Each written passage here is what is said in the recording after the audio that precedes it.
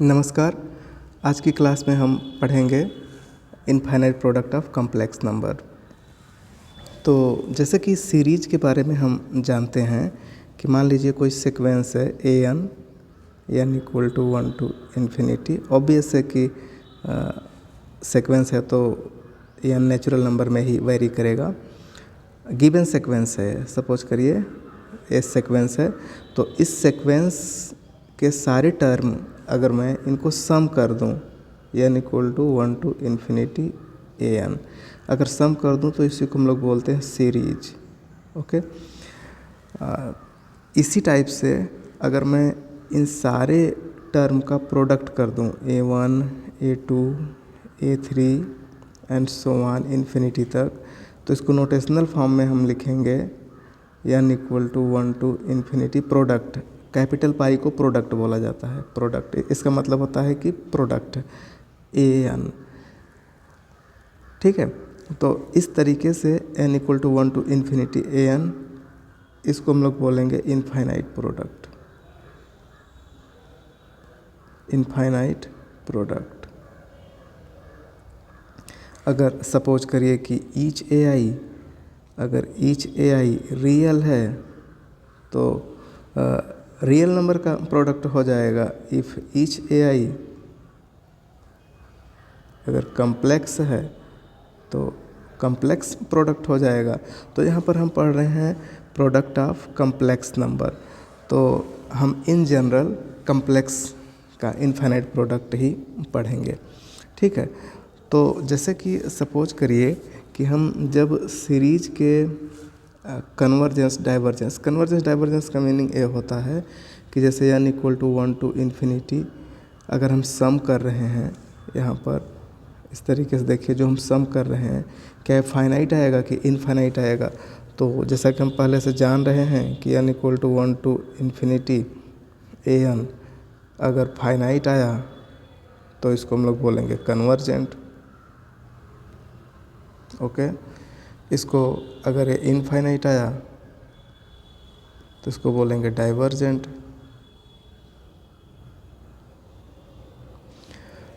या कभी सम ऑसिलेट करता है तो उसको भी डाइवर्जेंट के ही कैटेगरी में रखा जाता है। ठीक है, जैसे कि हमारे पास मैं कुछ एग्जांपल आपको बता सकता हूँ।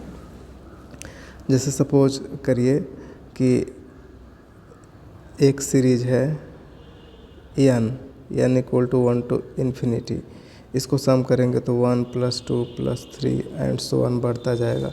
ये तो पक्का है कि डाइवर्जेंट है। डाइवर्जेंट का मतलब है कि इसका सम इनफाइनाइट आएगा। एक सीरीज है 1/n n+1, okay, n equal to 1 to infinity, इसको थोड़ा सा सम करेंगे, पार्शियल फ्रैक्शन करेंगे तो ये टर्म बनेगा 1/n - 1/n+1। ओके, तो इसका सम करने के लिए एक ट्रिक यूज़ किया जाता है। वो ट्रिक देखिए काफ़ी अच्छा ट्रिक है। जैसे सपोज करिए कि कोई सीरीज है n equal to 1 to infinity, इसको अगर मुझे सम करना है एन, तो A1 + A2 A3 ऐसे बढ़ता जाएगा एन एंड सो ऑन।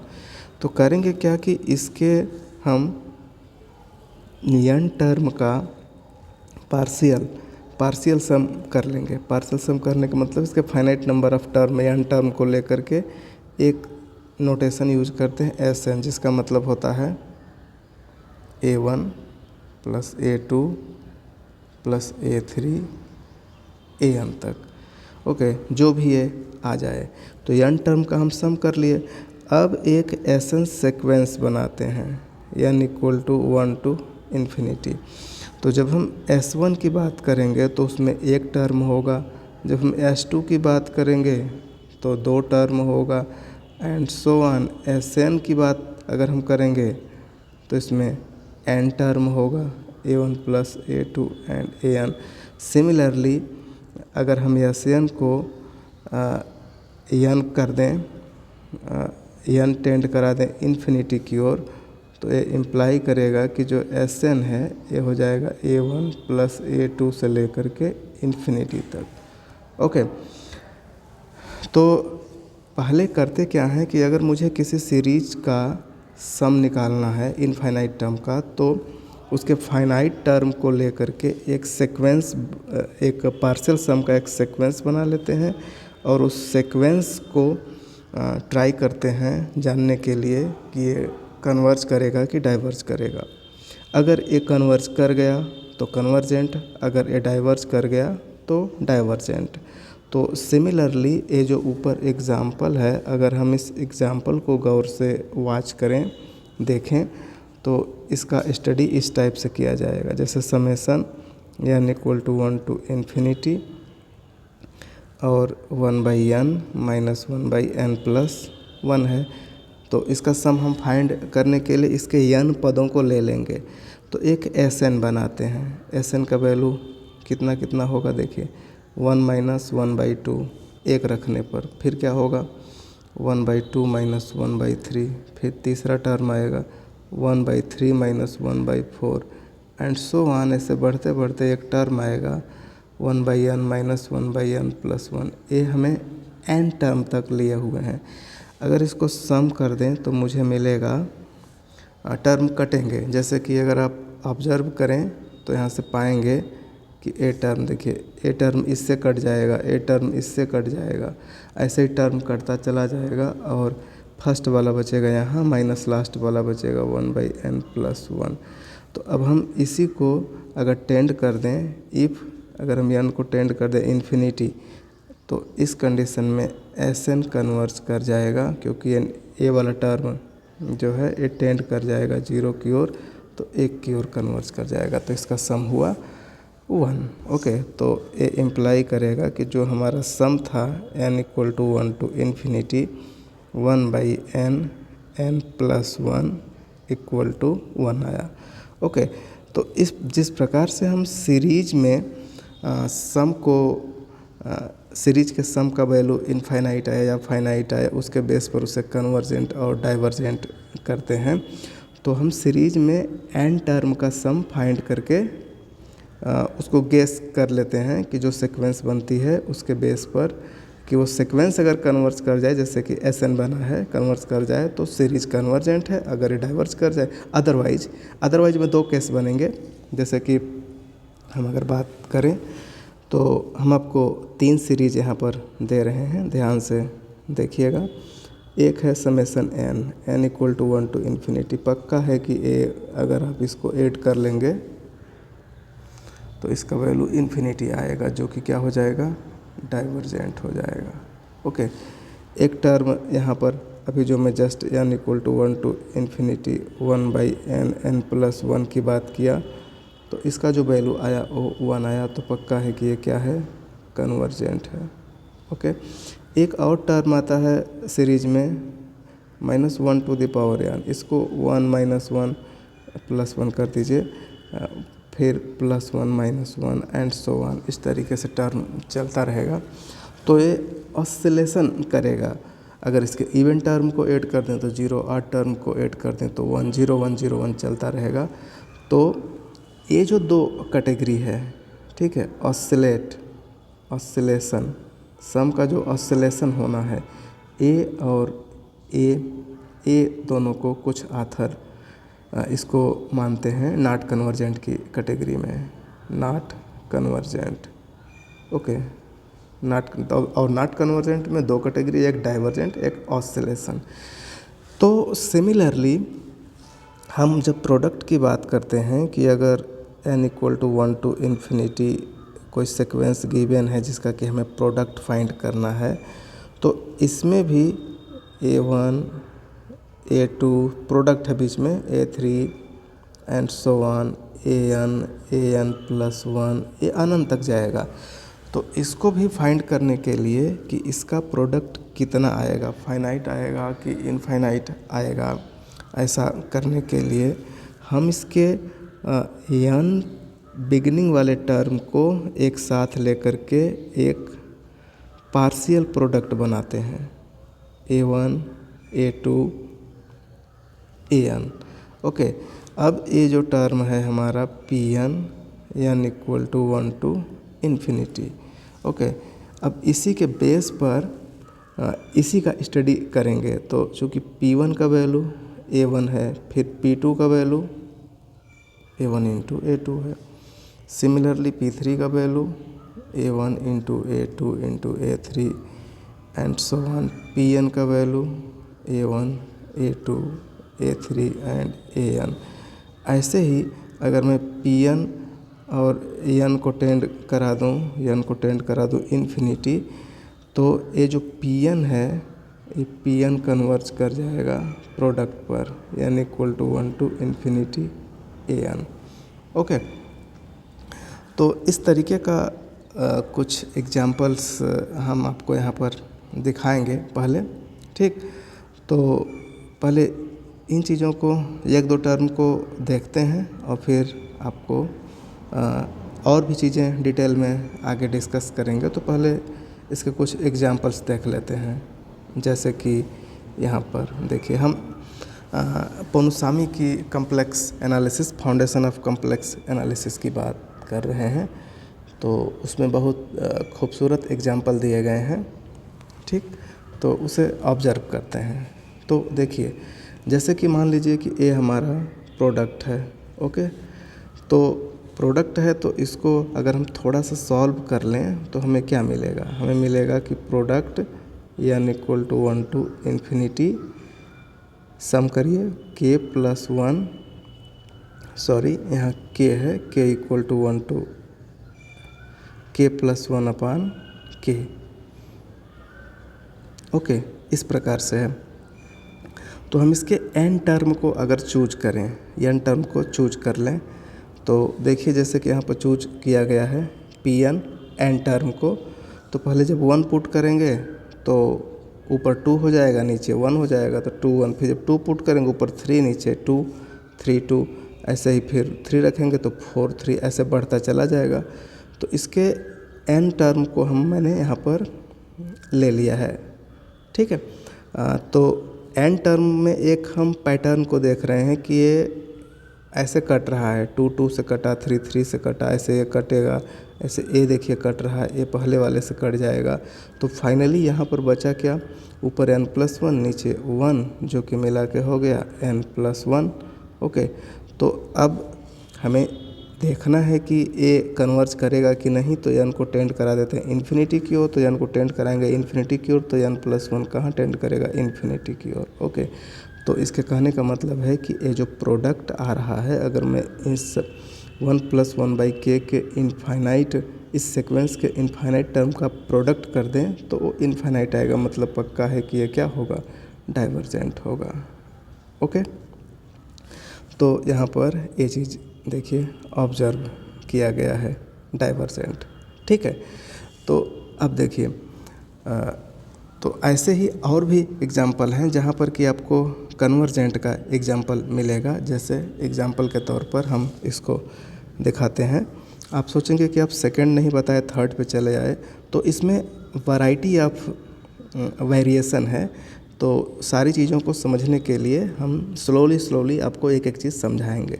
तो जैसे देखिए, एक प्रोडक्ट यहाँ पर चालू हो रहा है। एक्चुअल में अगर एक k बराबर 1 से चालू करता तो 1, यहाँ पर 1 पुट करने से 1 1 1 0 हो जाता, तो सबको 0 कर देता, चाहे कुछ भी रहता। तो इसलिए 2 से चालू किया गया है। तो इसको थोड़ा सा ऑब्जर्व करिए।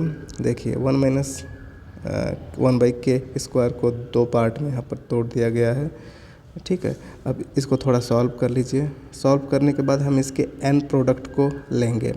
ओके, एक्चुअल में n प्रोडक्ट को लेने का मतलब है कि ये 2 से चालू हो रहा है ना। ठीक है, तो 2 से चालू हो रहा है, तो इसके n टर्म को लेंगे तो n प्लस 1 तक जाएगा। ठीक है, तो n प्लस 1 तो हम लास्ट में इसमें भरेंगे n प्लस 1। ओके, तो उस सिचुएशन के हिसाब से पहले टर्म में जब हम 2 भरेंगे तो आएगा 1/2। ओके, इसमें दूसरे में भरेंगे 2 तो 3/2। तो ये देखिए, सिमिलरली दूसरे में जब 2 पुट करेंगे तो 2 माइनस 1 1, सॉरी 3 पुट करेंगे तो 3 माइनस 1 2, 2/3, फिर 3 पुट करेंगे तो 4/3, ऐसे करके लास्ट में n प्लस 1 पुट करेंगे तो n+1 पुट करेंगे तो 1 1 कैंसिल हो जाएगा तो n बचेगा ऊपर, बाकी यहाँ n+1 पुट करेंगे तो पहले से 1 है तो n+2 हो जाएगा। तो ये अभी इसमें तो पैटर्न नहीं दिख रहा है, लेकिन इसमें एक सेटिंग की गई है कि इसके फर्स्ट टर्म को बाहर कर लीजिए और इसके लास्ट टर्म को भी बाहर कर लीजिए। उसके बाद सबकी ब्रैकेटिंग कर दीजिए। ब्रैकेटिंग का मतलब है कि इन दोनों को एक ब्रैकेट में, ऐसे ही अगले दो को एक ब्रैकेट में, ऐसे इसके पहले वाले को एक ब्रैकेट में। तो ऑब्जर्व करिए, देखिए 1/2 बाहर हो गया, 3/2, 2/3। ओके, ये देखिए ऐसे कट जाएगा, ऐसे कट जाएगा तो ये आ जाएगा 1। सिमिलरली ये ऐसे कट जाएगा, ऐसे कट जाएगा 1। ऐसे ही यहाँ पर भी ऐसे कट जाएंगे। तो फाइनली ये सब कट के 1 हो जाएंगे। इधर 1/2 हुआ, यहाँ n+1/2 और n+1। ओके, इस टाइप का टर्म आ जाएगा और ये Pn है। तो अब मुझे अगर इनफाइनाइट टर्म लेने हैं तो मैं n को टेंड करा दूंगा इन्फिनिटी की ओर। तो उस सिचुएशन में n टेंड करेगा इन्फिनिटी की ओर। तो इसको सॉल्व करना आसान है, क्योंकि हम इसे ऐसे सॉल्व कर सकते हैं। 1/2 तो है ही, n को कॉमन ले लिए तो 1+2/n, फिर नीचे से भी n को कॉमन ले लिए तो 1+1/n, यानी n कैंसिल हो जाएगा और n टेंड टू इन्फिनिटी पर 1/n टेंड टू 0, तो ये टर्म 0 हो जाएगा, ये भी टर्म 0 हो जाएगा। तो बचा ए 1, ऊपर 1, इधर हाफ, तो कुल मिला के 1/2। तो इसका टर्म, इसका जो प्रोडक्ट है वो फाइनाइट आ गया। तो इसलिए हम इसको बोलेंगे कि thus the infinite product converges to 1/2। Okay, तो इस तरीके से मैंने अभी आपको कन्वर्जेंट की बात की, ठीक है। अब इसमें इसकी कैटेगरी में कुछ वेरिएशन दिया गया है, उस वेरिएशन को हम धीरे धीरे समझते हैं। तो चलते हैं इसी के बिगिनिंग में और वहाँ से आपको दिखाते हैं कि ये क्या चीज़ें कैसे मैनेज की जा रही हैं। ओके, तो देखिए शुरू करते हैं infinite product of complex number. Okay, तो देखिए जैसे कि infinite product of complex number की बात किया जा रहा है, तो ये कह रहे हैं कि एक सीक्वेंस ले लीजिए इन्फिनिटी तक with the sequence of non zero complex number. Okay, we want to discuss the convergence of product of the form k बराबर 1 to infinity z k. Okay, तो आगे कहा जा रहा है टू डू दिस। तो हम यहाँ पर इनफाइनाइट प्रोडक्ट को डिस्कस करेंगे। तो देखिए पोनुसामी सर कितना एक अच्छे तरीके से चीज़ों को एक्सप्लेन किए हुए हैं। एक एक चीज़ को पढ़ता जाता हूँ, समझाता जाता हूँ। टू डू दिस, ऐसा करने के लिए we define partial product Pn, जैसा कि मैं पहले पीछे एक्सप्लेन कर चुका हूँ। तो Pn आपको डिफाइन करना होगा, जिसमें इनफाइनाइट प्रोडक्ट के n टर्म को लेकर के एक पार्शियल प्रोडक्ट बना दिया गया। उसके बाद the infinite product is said to converge if sequence Pn of partial product converges. Okay, converges तो यहाँ तो ठीक कहे।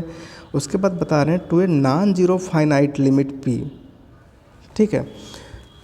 तो डेफिनेशन जो इसमें बताया जा रहा है, एक्चुअल में सिचुएशन ये है कि अगर जो Z1, Z2, Z3 and so on ऐसे चीज़ें बढ़ रही हैं तो अनंत तक जाएंगी, तो इनमें से कोई एक अगर ज़ीरो हो जाए तो पूरा का पूरा ज़ीरो हो जाएगा। चाहे एक अदर मिल के कन्वर्ज करें या फिर डाइवर्ज करें, क्या फ़र्क पड़ता है, सब ज़ीरो हो जाए। तो इसलिए इस ज़ीरो को हटा दिए हैं डेफिनेशन से, ठीक है। तो और अगर सबका प्रोडक्ट इनफाइनाइट हो जाए तो भी हटा दिए। तो फाइनली ज़ीरो और इनफाइनाइट को अभी हटा रहे हैं, ठीक है। अभी आगे इसमें और भी कुछ चीज़ें बताएंगे, तो अभी धीरे धीरे चीज़ों को आप देखते रहिए।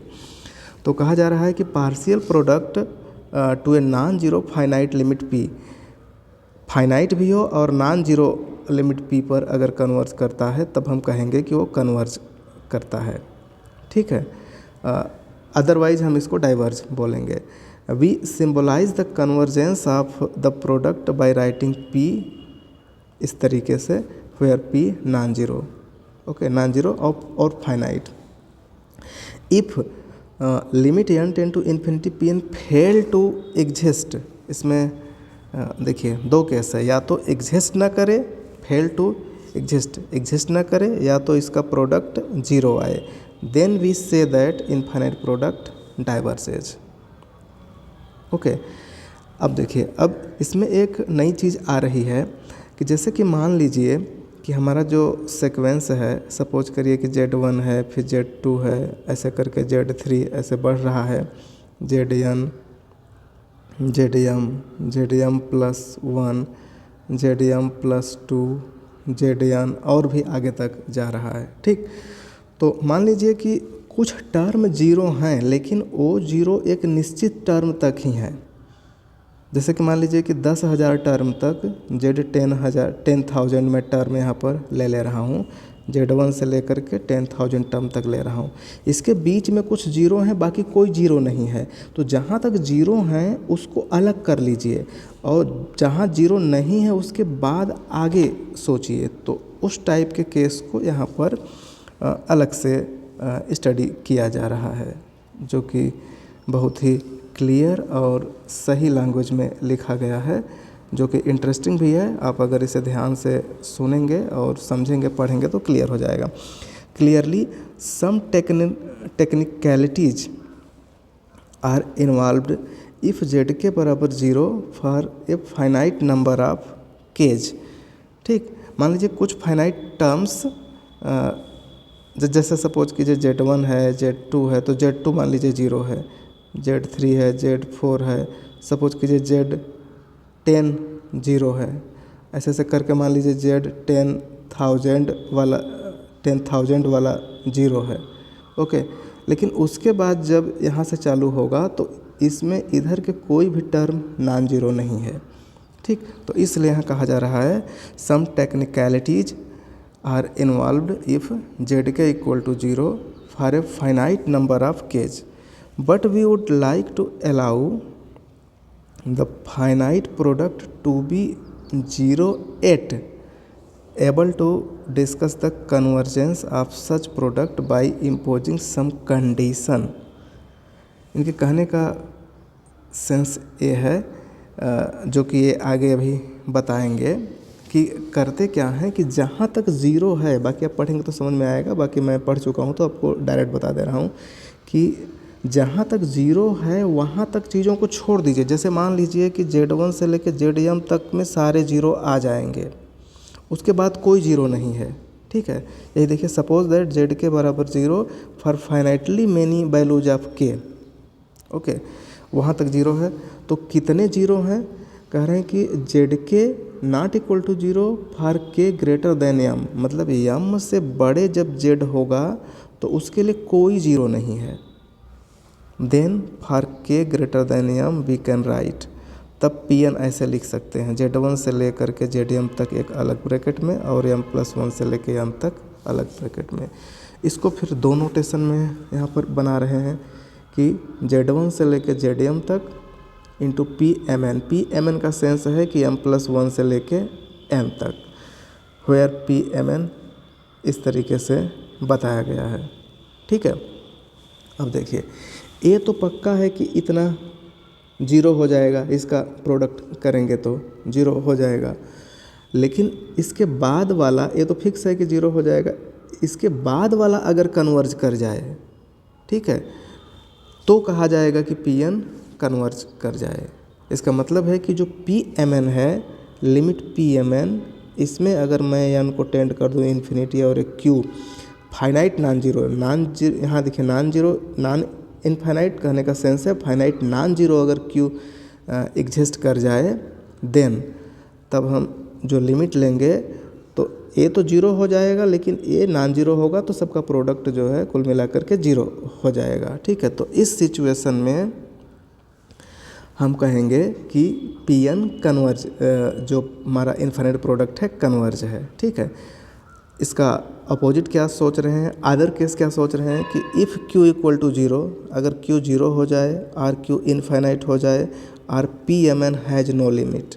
तीन चीज़ें हैं यहाँ पर कि q या तो ज़ीरो हो, या तो इनफाइनाइट हो, या तो इसका लिमिट एग्जिस्ट न करे। ठीक है, has no limit in c as n tend to infinity, then तब हम बोलेंगे कि infinite product is said to be divergent. Okay, तो इस तरीके की चीज़ें यहाँ पर बन रही हैं। ठीक है, कुछ और भी केस यहाँ पर क्रिएट कर रहे हैं, तो उस केस को भी देख लीजिए, फिर हम ओरिजिनल डेफिनेशन पर आएंगे। देखिए, मोर जनरली अब आगे जैसे कि अभी तक कहा गया था कि Z1 से लेकर के एक फाइनाइट नंबर तक उसी में कुछ जीरो हो, बाकी जीरो ना हो, लेकिन अभी क्या कह रहे हैं कि more generally we say that infinite product converges to zero if ZJ zero हो जाए for countable number of K। ठीक है, काउंटेबल का मतलब है कि काउंटेबल का सेंस होता है नेचुरल नंबर से, कि नेचुरल नंबर की जितनी कार्डिनलिटी होती है उतने नंबर ज़ीरो हो जाएं। मतलब कि Z1, Z2, Z3 अनंत तक प्रोडक्ट है, तो ऐसा कोई फाइनाइट नंबर मिले ही ना कि वहीं तक जीरो रहे, वो अनंत तक जा रहा है, एक एक दो दो को छोड़ करके जीरो हो जा रहा है, 10 को छोड़ के फिर जीरो हो जा रहा है, 1000 छोड़ के फिर जीरो हो जा रहा है, मतलब जीरो रुकने का नाम नहीं ले रहा है। ठीक है, तो उस सिचुएशन में करते क्या है कि दो कैटेगरी बनाई गई है। पहली कैटेगरी कि जितने जीरोज हैं उनको छोड़ दीजिए। देखिए, जैसे कि यहाँ पर देखिए एक CK बनाया गया, CK में इवन टर्म पर A वैल्यू आया, ऑड टर्म पर A वैल्यू आया, तो जो ऑड वाला है वो तो जीरो होगा, लेकिन जो इवन फाइनली अगर इसका प्रोडक्ट कर दे तब तो ए तो जीरो तो आएगा ही। ठीक है, लेकिन इसको फिर कन्वर्ज क्यों कह रहे हैं, कन्वर्जेस टू ज़ीरो, तो इसमें दो कैटेगरी बनाए हैं। एक कैटेगरी ये है कि जो नॉन जीरो है वो कन्वर्जेंट है कि डाइवर्जेंट है, तो जीरो वाला तो इसमें जीरो ही है, लेकिन जो नॉन जीरो है इसका प्रोडक्ट करेंगे तो ये कन्वर्जेंट आता है। ठीक है, रीज़न ये है कि एक बहुत ही खूबसूरत इनइक्वालिटी है 1 + x lesser equal to e के पावर x। ठीक है, इसे आप ऑब्ज़र्व करेंगे तो सही पाएंगे, क्योंकि अगर हम इसको ग्राफिकली देखें तो e के पावर x ऐसे जाता है और 1 + x 0 पर 1 होगा तो ऐसे जाएगा। तो इस सिचुएशन में ये 1 + x है और ये e के पावर x है, तो e के power x greater or equal to 0 के लिए हमेशा ये इनइक्वालिटी होल्ड करती है। ओके, तो इस इनइक्वालिटी के हिसाब से अगर हम चीज़ों को यहाँ पर ऑब्जर्व करें तो 1 + 1/2k lesser equal to e के पावर 1/2k।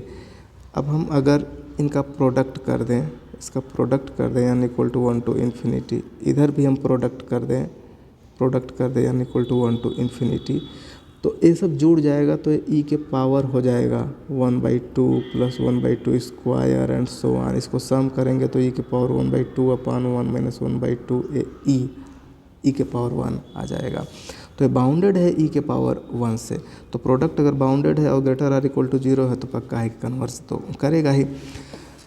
तो काउंटेबल नंबर ऑफ जीरोज हैं इसके टर्म, CK के countable number of term zero हैं, लेकिन रिमेनिंग जो हैं उनका प्रोडक्ट जो आ रहा है वो फाइनाइट आ रहा है, कन्वर्जेंट है, इसलिए इन दोनों का प्रोडक्ट जो है कन्वर्जेंट के सेंस में लिया गया है। यहीं अगर मैं एक दूसरा सीक्वेंस ले लूँ, यहाँ पर देखिए ऑब्जर्व करिए ये सीक्वेंस, इस सीक्वेंस में टर्म आ रहा है कि जैसे ही करेंगे तो पहला टर्म 0 हो जाएगा, दूसरा 0 नहीं होगा, 2 आएगा, तीसरा फिर 0 हो जाएगा, तो यानी कि 0 आएगा, फिर 2 आएगा, फिर 0 आएगा, फिर 2 आएगा, फिर 0 आएगा, फिर 2 आएगा। तो इनफाइनाइट नंबर ऑफ 0 है, लेकिन 0 को छोड़ दीजिए तो बाकी जो 2 बन रहे हैं सबका प्रोडक्ट कर दीजिए 2 के पावर k और k टेंड टू इन्फिनिटी, तो टेंड कर जाएगा इन्फिनिटी, तो डाइवर्जेंट है। ठीक है। तो ये जो इवन वाले टर्म है ये डाइवर्जेंट हैं, उसके बावजूद सबका प्रोडक्ट करेंगे तो जीरो ही आएगा। इसलिए इस सीरीज को, इस जो प्रोडक्ट है, इस प्रोडक्ट को यहाँ जो है, इस प्रोडक्ट को यहाँ पर डाइवर्जेज, ठीक है, इसको डाइवर्जेज के कैटेगरी में रखा गया है।